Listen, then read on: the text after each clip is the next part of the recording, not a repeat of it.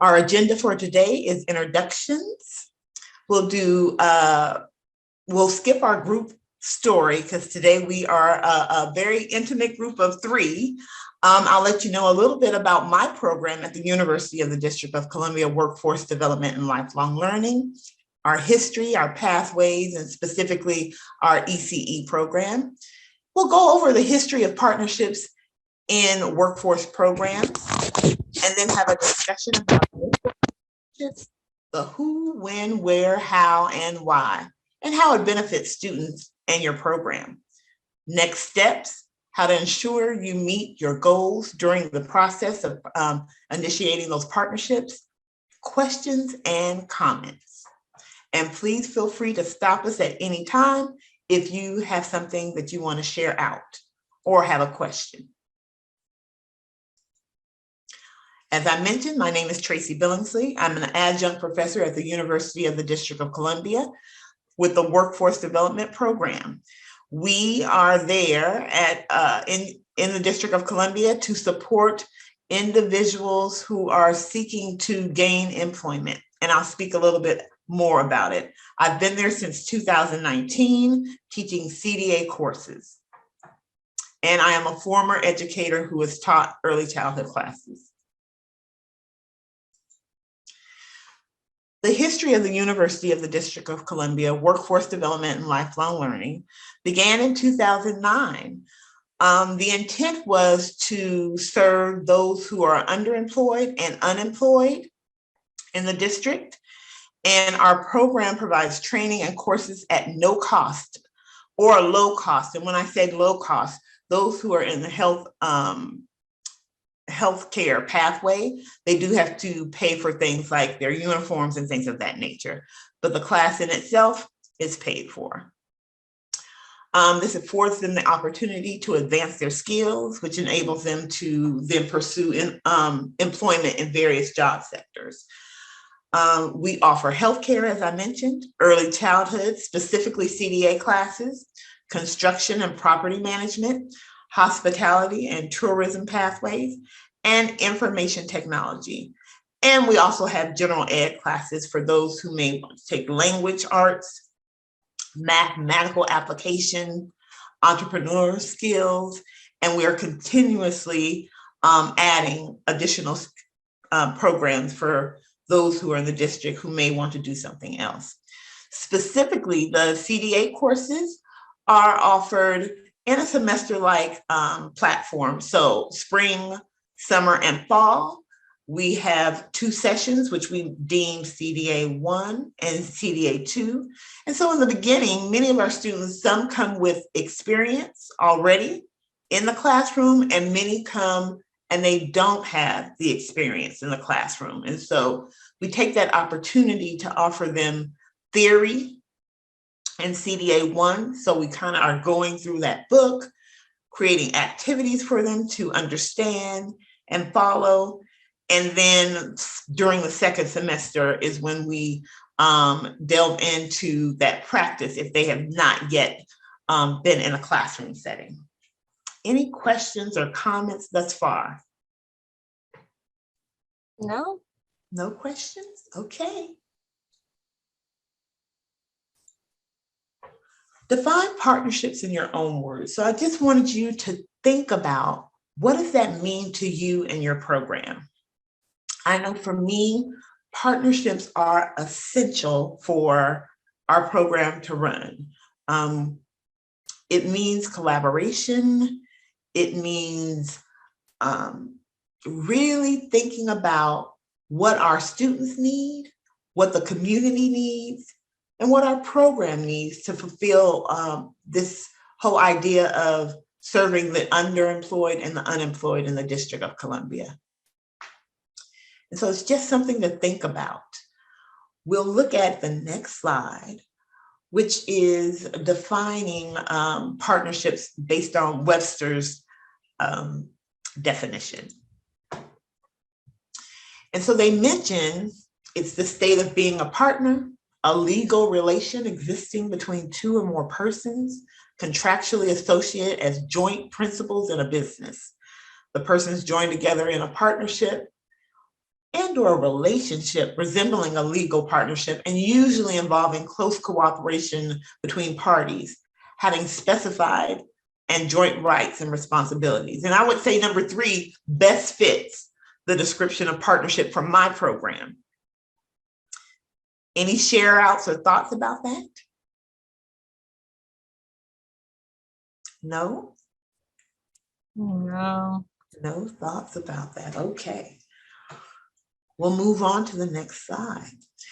And so we kind of have to look at how did this all start?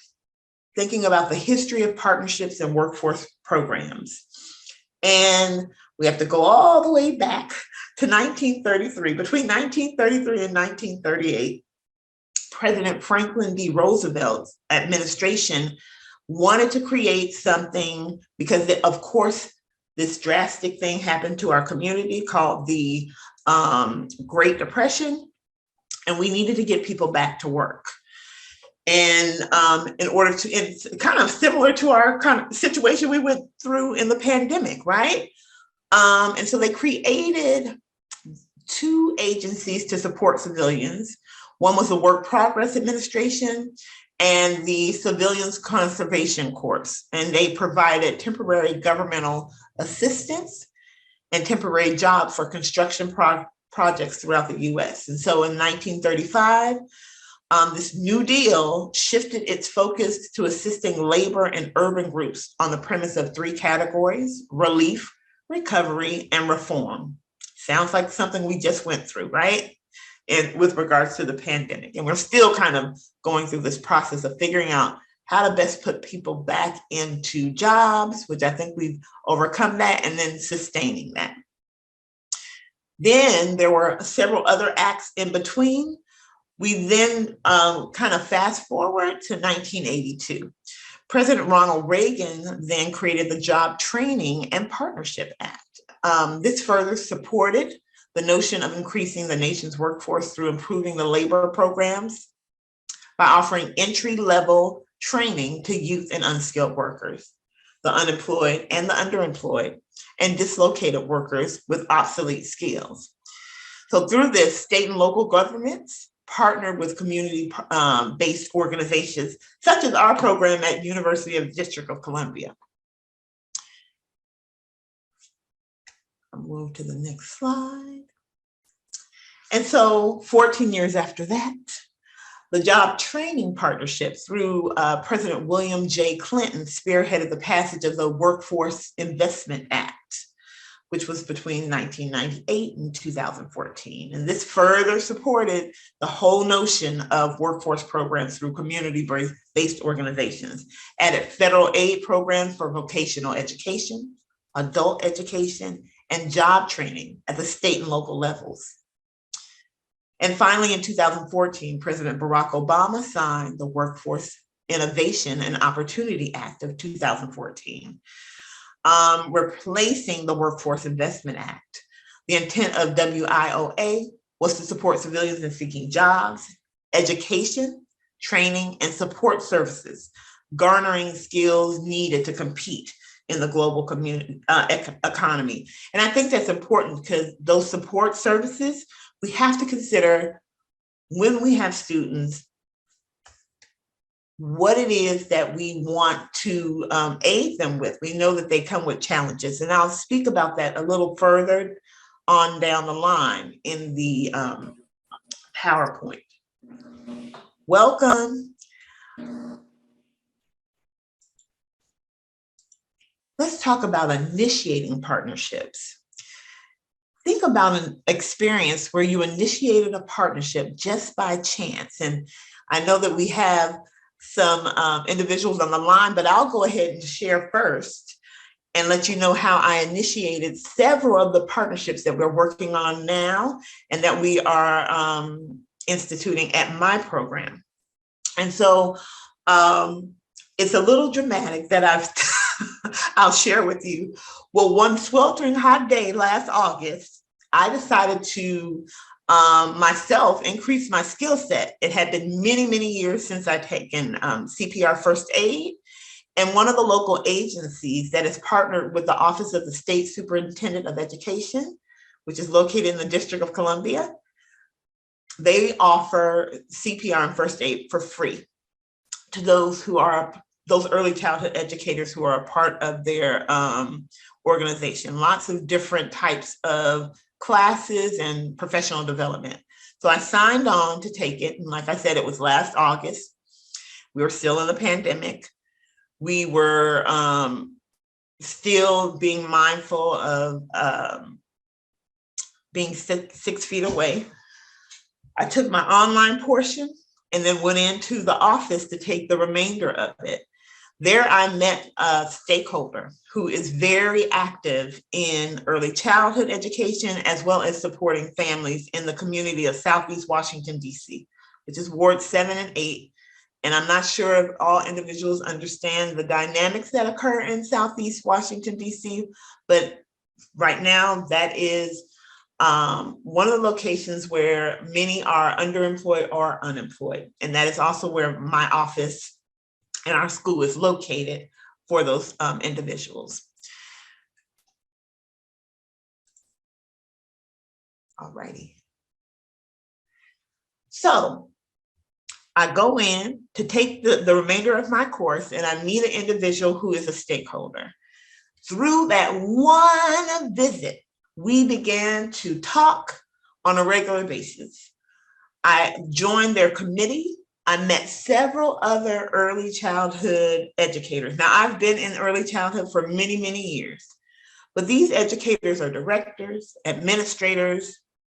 They work through, they work with a lot of families with regards to doing assessments. So Head Start, early stages, and Strong Start are some of the programs that I was brought into.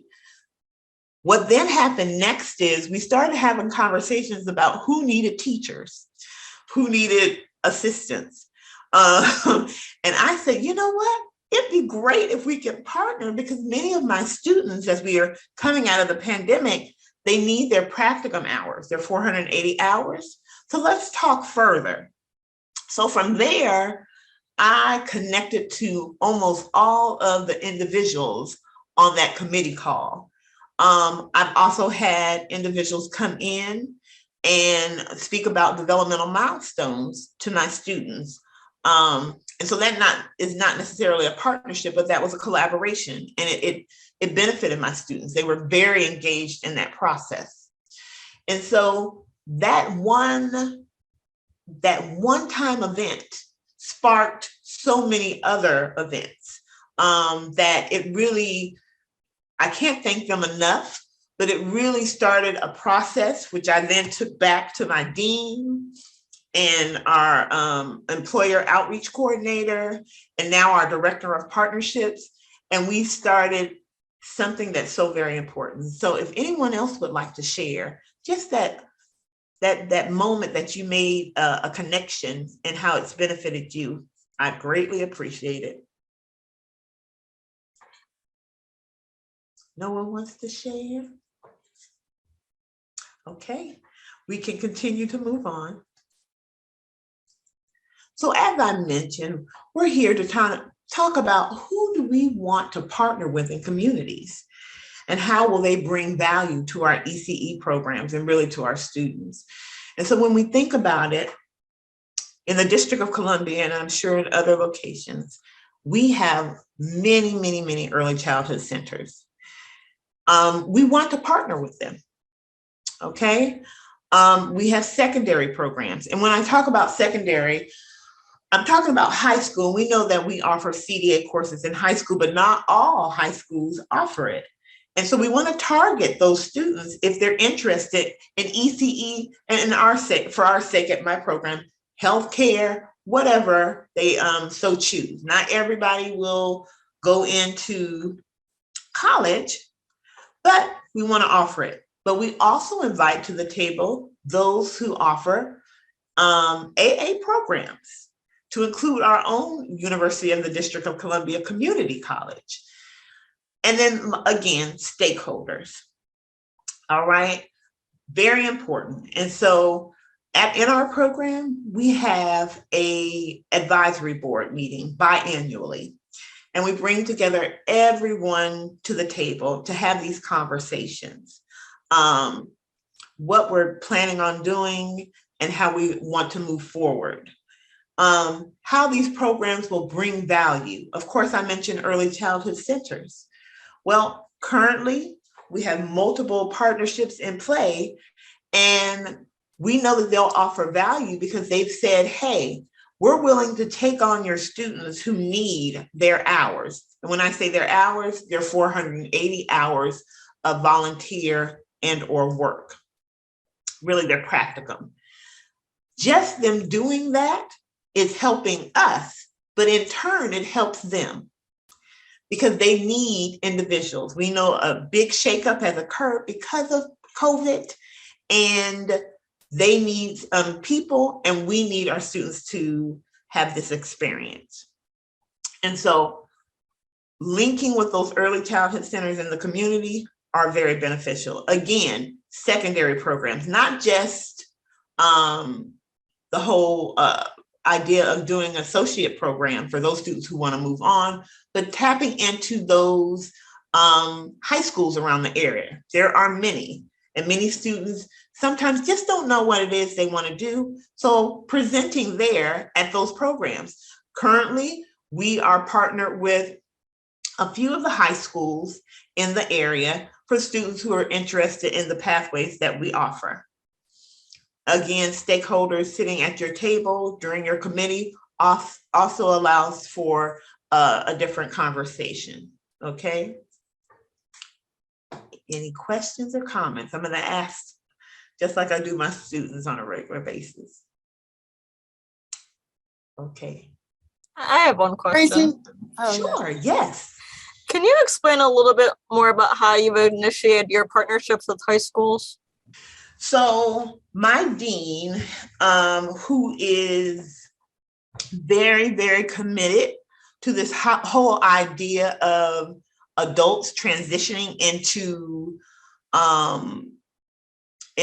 fields that may not, like I said, mean associate programs, and how they function and how they live. And so she went and, well, one thing to explain is that we are a workforce development. We also have a community college and we have a university.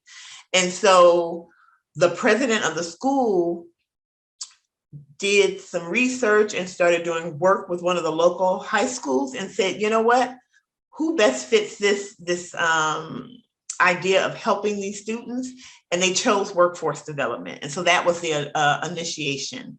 And so now they are working closely going into the schools. And like I said, it may not be that the students are necessarily interested in ECE alone, but many of the other pathways. And they're working with the administrators there and the teachers there to kind of bring students into the fold in our program. Thank you. Yes. Any other questions? Now, on the other hand, for our students who are currently in the program, and we take students 18 and up, right? So for our students who are currently in the program and who want to seek out an AA, and as you all know, there's this push for them to have an associate's degree at the end of 2023. I literally had one of my students call the other day and she said, Ms. Billingsley, we just came out of a meeting. They're saying we need to have our AA. And I say, yes, I reminded you of that when you were in my class over 2 years ago. So we work closely with our own community college and help with that transition. There's funding for their programs. They also get 6 credits as they transition into that AA program if they so choose to, and we support them in that process. Any other questions? All right. Yes. So I have a question, Tracy. Did you receive any kind of pushback when you did that initial outreach? And if you did, what strategies did you employ to kind of get buy-in? So pushback from any of the individuals that I have here? Yes. no pushback at all. Eager to have us come in and support. And as I mentioned, it largely deals with the fact that we are in COVID and so many centers are in need of educators coming in. And so directors and veteran teachers are like, hey, we'll help you with this process of having them get the knowledge that they need, but they also need somebody who is caring and nurturing and wants to do it and wants to learn. Some of the conversations that I've had with the partners are that they're not there to be a warm body, my students. They're not there to be warm bodies. It should be a learning experience for them. So they should be coupled with veteran teachers that are there. They should be participating in the professional development that you're offering. One particular partner is offering a specialized platform. I share my curriculum materials and some of the things that I do with them so that she can be kind of in correlation to what I'm doing and helping the students in that manner. That particular individual, I too have taken training from her and she's phenomenal. So that it was really like, hey, we want to do this. Prior to the pandemic, we had many students. And like, again, COVID has shaken up a lot of things.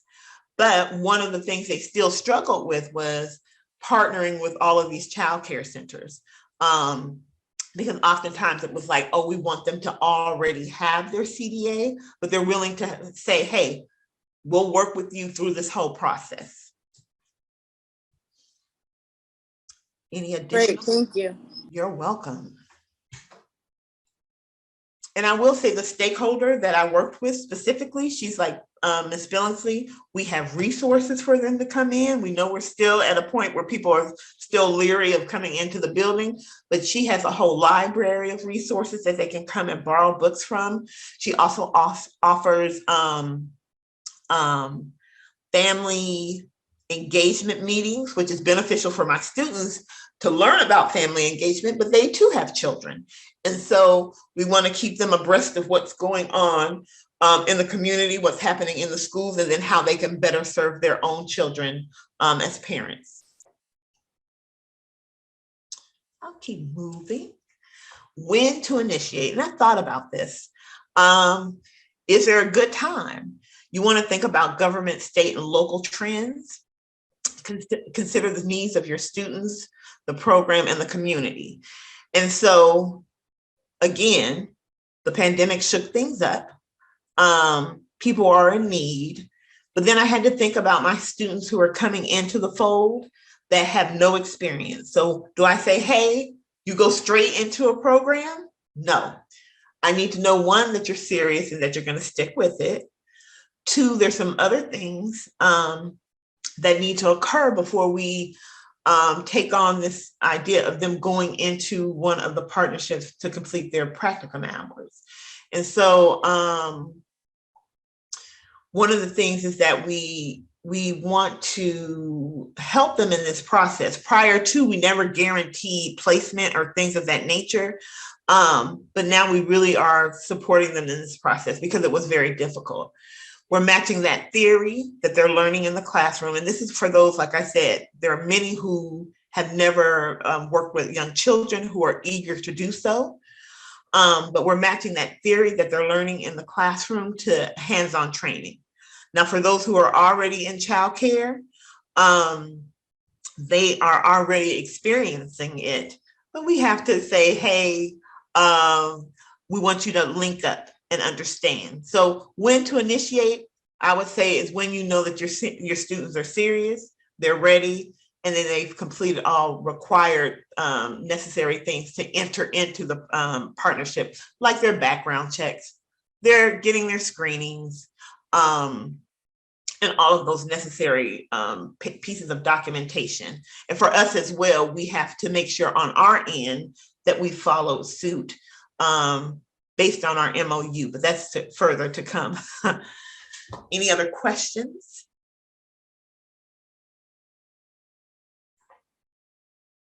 All right. So I pulled this article initially with the intent for us to kind of just go through it and see if there were any ahas, but we put some bullet points here. Have you identified all the key partners for a sectoral workforce partnership? Do you convene regularly to disseminate information, discuss challenges, and propose solutions? And can you get partners to identify common challenges and needs? And so the article really works and is aligned to what we're talking about. And so I can speak from my perspective in our program. As I mentioned, we have annual meetings for ECE specifically and all the other pathways. So our EOC, our Employee Outreach Coordinator, conducts that along with our Director of Partnerships. I assist heavily in the partnership meetings with ECE. And we, give the platform to those employers, those partners, and listen to their concerns. Many of the things we are all kind of in agreement with regards to students needing some specific skill sets when they come into the program. And so we talk about those things. We talk about goals, challenges, and equity. Some of the challenges they've mentioned are some of the very challenges we have in the classroom. They need to be able to write. They need to be able to communicate with parents when they're in the classroom and taking on these roles. And we talk on how it is that we will work together to strengthen this so that it won't be a problem. What are the solutions that we come up with? I know that I share out what I do in the classroom. We hear back from them, the partners, what they would like specifically for their child cares. I know we had one partner who was like, do any of your students have backgrounds in special education? Well, of course not if they had not ever been in a classroom before. We work through that. I have visitors come in to talk about it. I go through tools that are used, but working with children, as we all know, is not for the lighthearted. I need to make sure the students have that background, that knowledge, if they're passionate about working with children with special needs, that they are prepared for that. And then if the employer has some additional things to offer with regards to those concerns and challenges, then, hey, do you offer any professional development in that? So that my students kind of get a further information about how to work with children with special needs. Any other questions? I know currently, as we kind of rebrand and come back and get into place, we're working on our charter statement to make sure we outline specifically all these things that need to occur so that we can move forward. If we don't have any questions, I am going to continue. How do we initiate the partnerships, right? How do we do this? We plan to meet and discuss how the partnership will interact with our program and what they can offer. And then this whole piece of establishing a memorandum of understanding. So we gained a phenomenal director of partnerships in our program, just as I was asked to do this. And it's made a world of difference with making sure we streamline. You don't want to partner with everybody. We want to make sure that this partnership is integral to the students, to the program, and it's meaningful. So one of the things that he does, and we collaborate frequently, is he has that initial conversation with them, how they can lend to our program, talks about our needs, the needs of the partnership, right?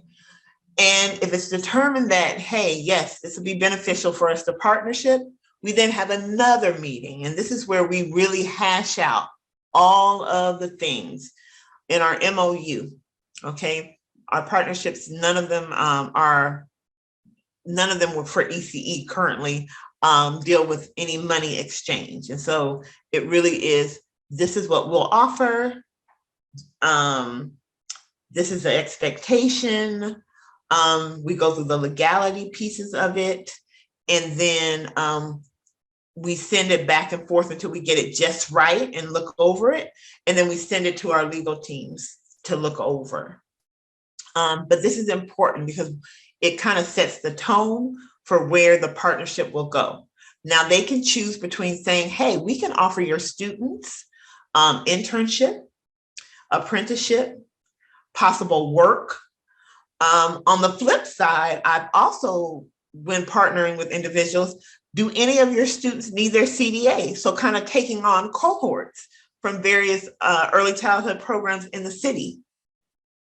So we also put that in there as well, if we're bringing them on to take the courses. And of course, they'll go through the process of registering and taking their tests and things of that nature, but it just adds another layer of support. And I'll talk about that with regards to how that's going to benefit the program in the long run. Now, yes, it does take a bit of time for these agreements to go through when they're passing all of these different hands to make sure that we are following, like I said, all legal matters. I know one thing that just came up, the making sure that all the centers have insurance. And I said they have to have all of the proper documentation if they are licensed through OSCE. But it has been a process, but a positive one, because there's been no pushback. I think everyone is eager when they want these students to come in and engage in their programs. Any questions? No questions. All righty. So as I mentioned, why we want to initiate these partnerships, how it benefits your students and your program. And so for the program, it establishes the long-lasting partnerships with the community.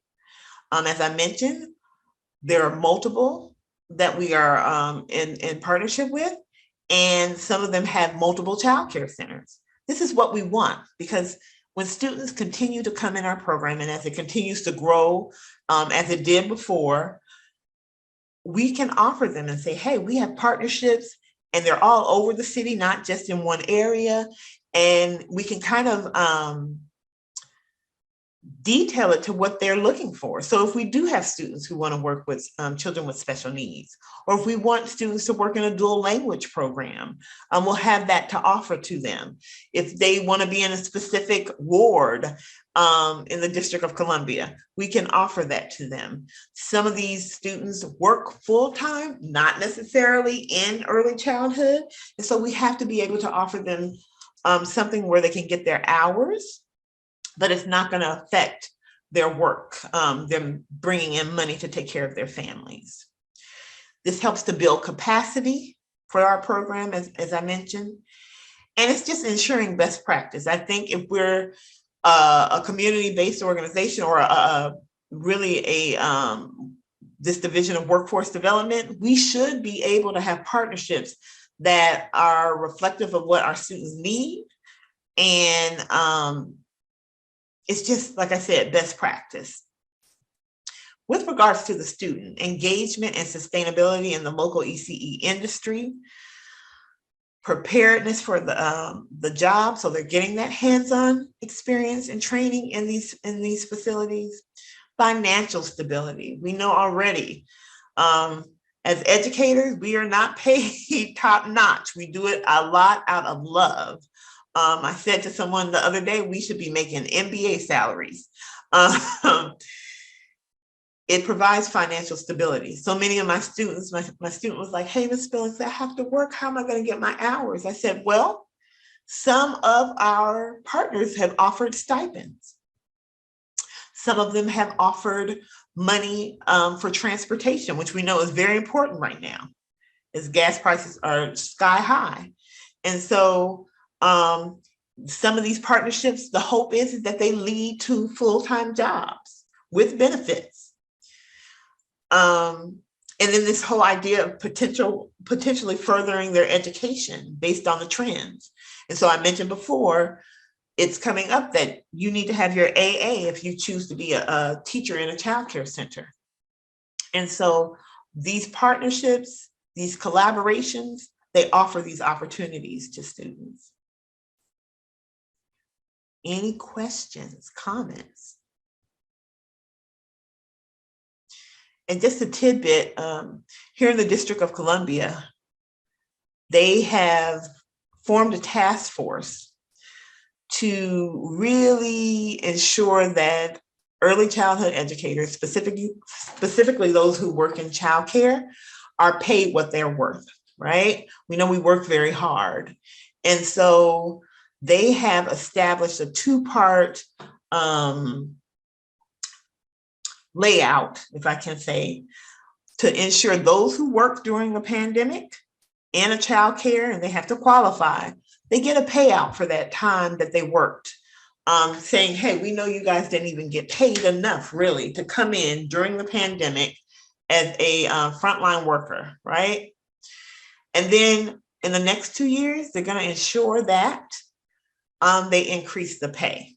And so my students, so very excited about that. And I'm so very happy that this is happening, because it, we really need to ensure working childcare, and some of them have other jobs.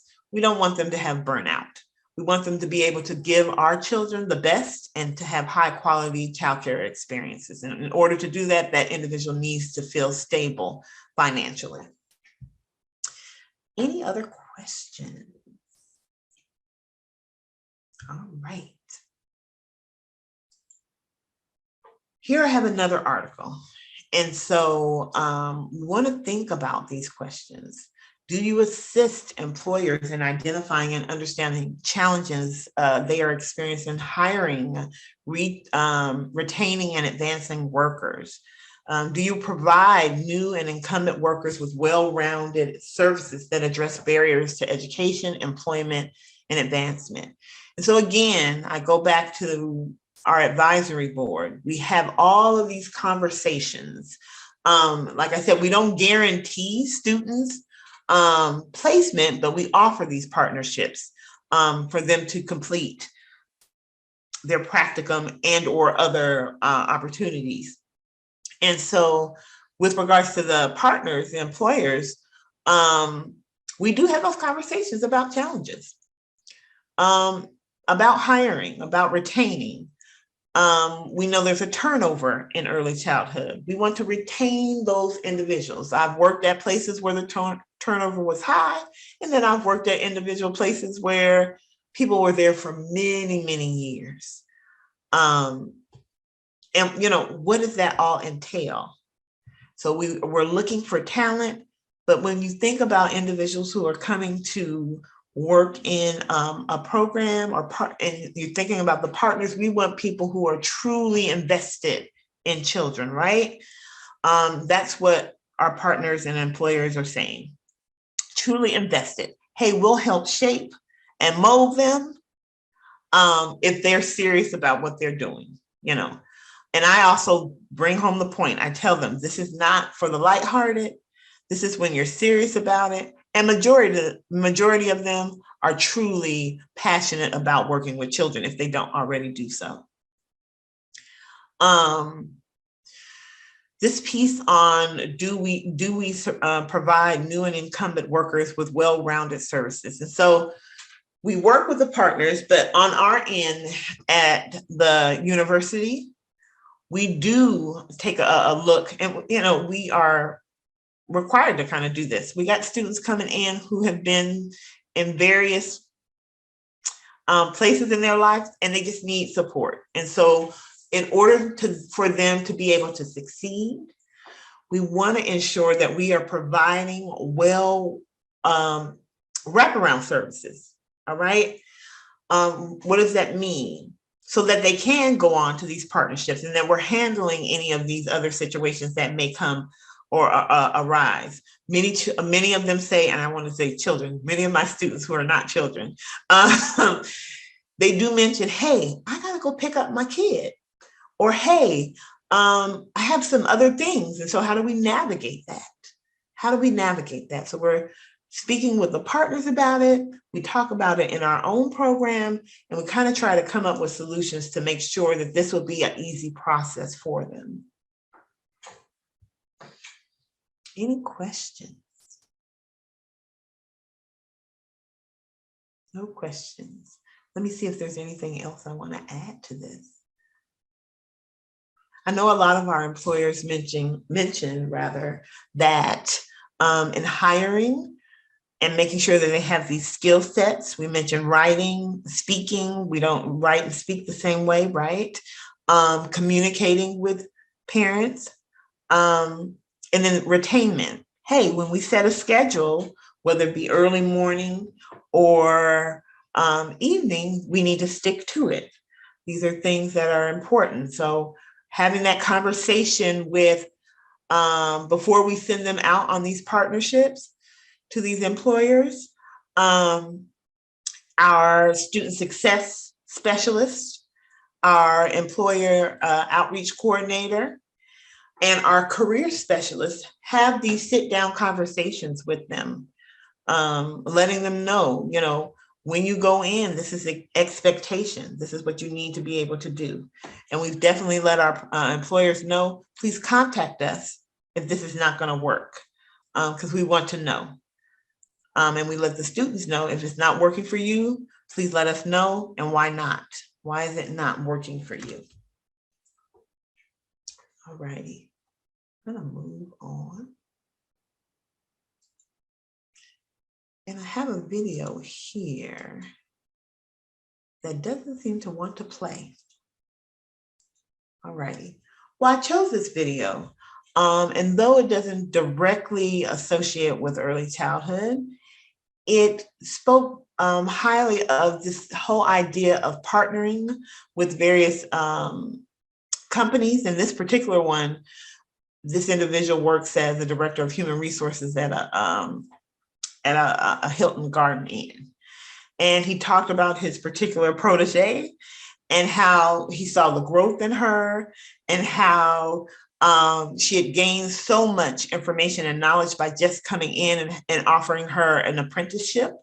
And it was just beneficial. There's others on here who do healthcare, who do early childhood, construction, and it's what we want. This is what we want. We want employers to be able to speak to the process and those who are in school and how it all aligns and works in tandem, right? So I apologize for not being able to show the video, but we're gonna move on. So next steps, how to ensure goals are met. So we have a goal, we have a plan, we have action, right? Very, very important in this process. The goal is to have students connect to these employers. And like I said, as they are in school with us, learning theory, having hands-on experiences. This is similar, not just for my ECE students, but all the students in our program. We want these connections to occur. We're planning it out by having our MOU in place, and then action, right? What it looks like. And so when I was creating this, we want to ensure specific goals for the partnership are in place. And as I mentioned, we hash that out when we have that MOU and we look at it together, and it goes back and forth, right? So that everything that we need is in there. Also, specifically, I create goals that say, hey, this is the expectation of students. This is how they're going to go in, and then we're tracking constantly what that looks like. Measure the outcomes, track the data. We want to make sure that we're looking at how this works, right? If it does work, if it doesn't work, why? Using a data tracker system. And I'll be honest, we're like I said, rebranding and working on these things to make sure that we track how this looks. Many of our students, when COVID shut us all down, and then it took about a year for us to get back online, we had to kind of scramble and say, how do we do this? What are we looking at? Those students who still remained in not necessarily our partnerships, but in place at their own job, we had to make sure, hey, did you get all of the things required that you needed while we were in this pandemic and shut down? So you have to track data. Have clear tasks for all involved, your organization, here comes the MOU again, the partner, and the students. And the students aren't necessarily engaged in the MOU, but you're ensuring that you're having conversations with them about what your expectation is. I know that when I was little, and even when I just went to school, my mom, my family would say, you're representing this family. You're representing UDC, Workforce Development and Lifelong Learning. And so these are expectations. When you go into this workplace, this is how you carry yourself. This is what I expect of you. We did create a form, document for directors and assistants, for the assistant directors to fill out weekly, not only to track the students' hours, but also to track, hey, do they have these qualities on a weekly basis? Did anything change? Were they gung-ho in the beginning and they were kind of following through? Or has something taken place that we need to kind of pay attention and track? And so we created that with the intent for us to kind of know more information. Always make things realistic. We don't want to have some outlandish goal. We are still, like I said, in this endemic, pandemic, I don't know what we want to call it right now. And so as we move forward and we're in these partnerships, we have to have realistic goals for what's going to transpire. We don't want anyone, whether it be the employers, to be dissatisfied or anxious. We don't want our students to have issues in this process. So we want to make sure that everything is realistic. And then specific timeframes. Like I mentioned, and I'll admit the process of putting these partnerships in place has been lengthy, but everything takes time. But when students are actually in partnerships, making sure we understand that as they are in class, and then there's an expectation for them to complete work hours, we have to have a time frame and how that works, how they're getting their hours, so that they can move forward and take their exam. So there is an end goal is that they complete their CDA, right? And that they are offered a full-time job at whatever location they're at, because that is also the goal. And it kind of it's interesting because we have so many partnerships. Individuals are so eager. They're like, we want. So I have, yes, we understand that. But initially we want them to be able to achieve and understand what it is that they're doing, right? And to offer them a job would make us so very happy. For them to go into an AA program would make us even happier. But let's get them through the first piece of it. And it's a lot. It is a lot for them to take on, especially when we're thinking this is really entry level if you've never had the experience of working with children. And we're asking them to do these things in a short time frame. And so, yes, it's a specific time frame, but we want to ensure, like I said, make it realistic. We offer another aspect at in our program. So we know life happens, and some students, like I said, we just got through COVID.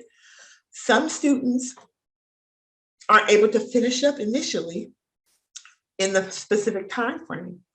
We have someone who comes in and we call it intensive, and he will work with them at their own pace. So whether it is that they work all day and just can't get all the paperwork done associated with their program, or can't find a location to do their 480 hours, and we have to kind of work with them to make sure that their hours are getting done.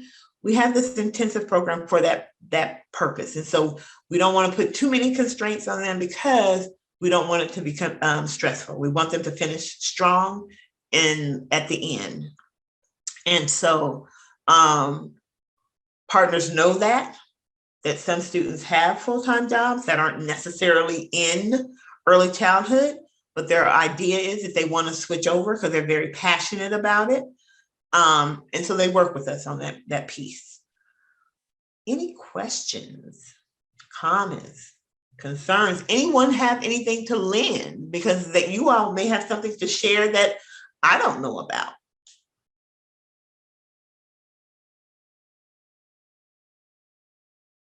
Tracy, I think this was really great. Thank you for sharing. And just having had the background in working directly with various stakeholders, I know how hard and challenging it is to get everyone in the room on it to reach a consensus toward the collective effort, no matter how much, skin in the game they might have, so to speak.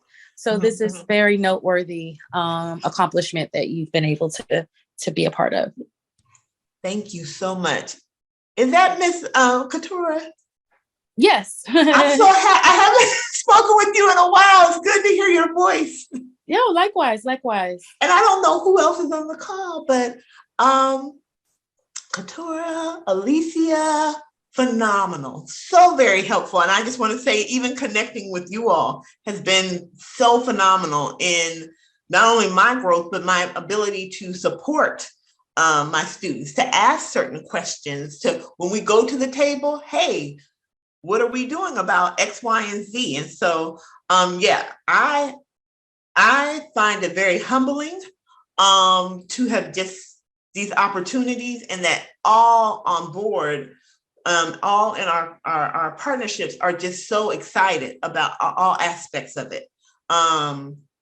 And it makes a difference. And ultimately, it's going to make a difference in our communities, especially in the District of Columbia, where we're sitting down at the table and saying, hey, these things need to occur. And this is what we want to happen for our early childhood teachers, our educators, for our programs, so that we can reach that status of high quality. And families deserve that, and this is how we do it. Any other questions? I know that there is someone else on the line who joined us. I'm so happy. Do you want to lend to the conversation? And I can't see your faces, but I definitely want to give opportunity, because I believe our next slide is my references. Tracy, I don't know if this is overstepping, but would you be willing to share that form you were talking about with your assistant directors tracking their hours and everything? I can ask. So I don't have administrative duties or or clout just yet, but I can ask. So previously, our assistant director, who is also new, came in March. And when I tell you they hit the ground running, let me just even back up. Like I said, COVID happened, and our dean, who had literally just been working for not even 6 months, got hit with this whole idea of shutting down and not even running our program for almost a year. And so she was running everything by herself to the best of her ability. Not necessarily knowing everything about early childhood and all the other pieces, but thank goodness, recently, like I said, we got a director of partnerships, someone for test and administration, and we got an assistant dean. So the assistant dean used to be the president of a college, and she had a form already that she used at her college, and we made changes accordingly to kind of meet the needs of CDA students. And so I definitely will ask if I can share that out. And let you know, but then if not, I can maybe share some bullets that we have on there that may be beneficial to you, for you to maybe craft your own. Absolutely, thank you. Yeah, that works. Okay. Thank you for that question. Any other questions? I'll say putting this together, it really brightened my horizons and taught me a lot.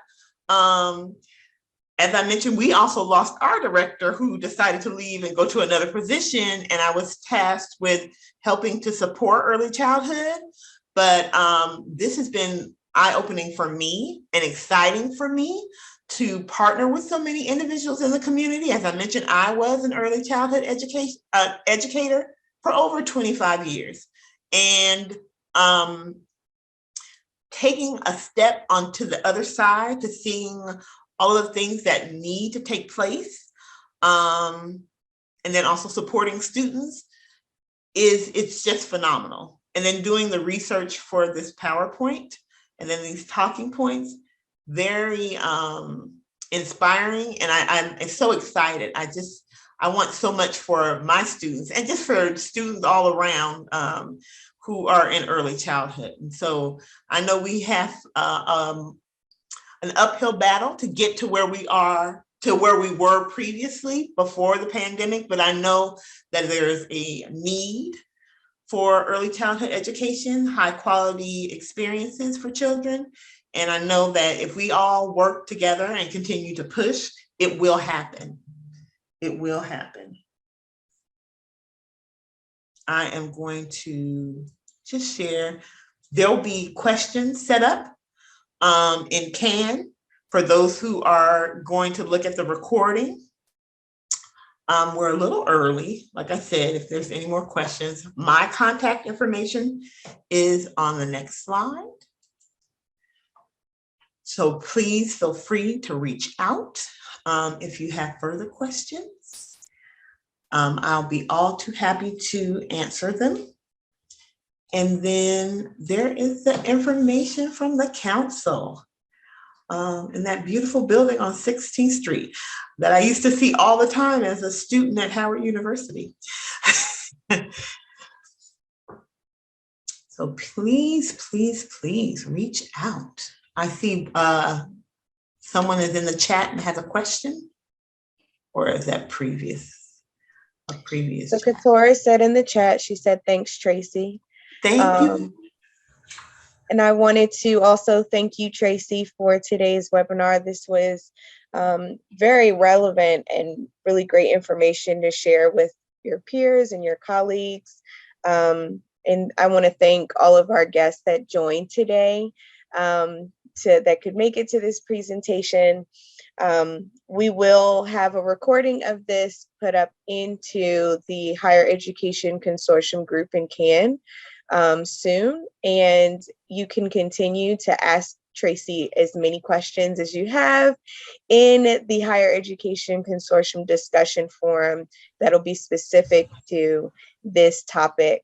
And tune in September as Tracy continues to talk about leveraging partnerships in her second part of this series in September.